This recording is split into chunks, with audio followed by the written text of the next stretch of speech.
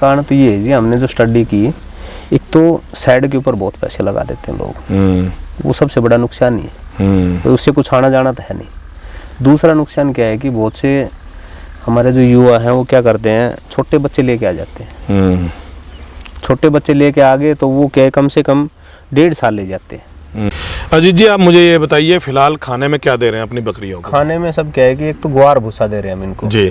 दूसरा हमने बरसम और रजका दोनों मिक्स करके बोया हुआ है जी। जो हरे चारे में हम शाम को इनको हरा चारा देते हैं जी। और नाइट में इनको क्या है कि हम गेहूं बाजरा मक्का मिक्स करके अपनी खुद की फीड तैयार करके अपने घर पे ही तैयार घर पे अपने घर पे ही उनको सबको तैयार करके वो फीड दिया जाता है। क्या कि अभी जैसे मैंने कई फार्मों पे या कई फार्मरों से मैंने जानकारी ली है, कुछ लोग बाहर से फीड खरीद के लाते हैं। सर बाहर से फीड में ऐसा होता है, देखो जो हमारा दाना का रेट है उस रेट में फीड दे रखे हैं वो जी। तो उस फीड में वो खुद प्रॉफिट भी लेते होंगे, तो वो ऐसा तो हो नहीं सकता कि वो अपने घर से हमारे को फीड दे दे जी। तो उसी में से वो कटौती होनी है। तो मैं तो सजेस्ट यही करूंगा, खुद का दाना बना के दिया जाए तो ज़्यादा बेटर है। अपने यही दाना बनाए हाँ और वो दाना खिलाए ताकि हमें एक तो श्योरिटी रहे और एक ओरिजिनल दाना जाए, क्वालिटी बेहतर दे। क्वालिटी बेहतर रहेगी। उसमें छिलका विलका आता है, जो वेस्ट मटेरियल आता है तो वेस्ट मटेरियल ही होता है। हाँ, तो उससे अगर बकरियां खाती हैं तो उससे तो वो इतना इफेक्ट नहीं करेगा जो बकरी पे एक दाना इफेक्ट करता है। जी जी। तीसरा नमक है,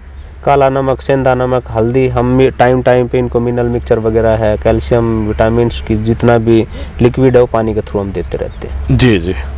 अच्छा, इनकी थोड़ा बीमारियों के बारे में मुझे बताएंगे, जैसे क्या क्या बीमारियां इनमें? बीमारियां इनमें जी देखो, अगर वैक्सीनेशन प्रॉपर रहती है तो बीमारियां आने के चांसेस कम होते हैं। जी।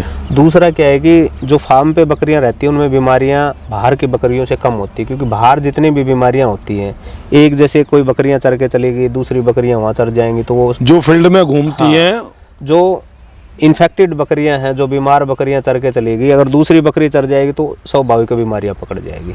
तो इसमें PPR, FMD और ET का 3 इंजेक्शन होते हैं जी। वो अगर टाइम पे क्या है कि अगर इनके लगते रहें तो नॉर्मल बीमारियां नहीं आएंगी। दूसरा इनका टाइम पे हर 2-3 महीने पे इनकी डिवॉर्मिंग करना बहुत जरूरी है। जो पेट के कीड़ों की दवाइयाँ, डिवॉर्मिंग तो हर पशु की होनी चाहिए। जी जी जी। तो ये हम इनकी पूरी मॉनिटरिंग करते हैं, पूरा डाटा रहता है इनका, कब इनको कौन कौन सी वैक्सीन लगी, वो सारा इनकी मैनेजमेंट रखते हैं हम।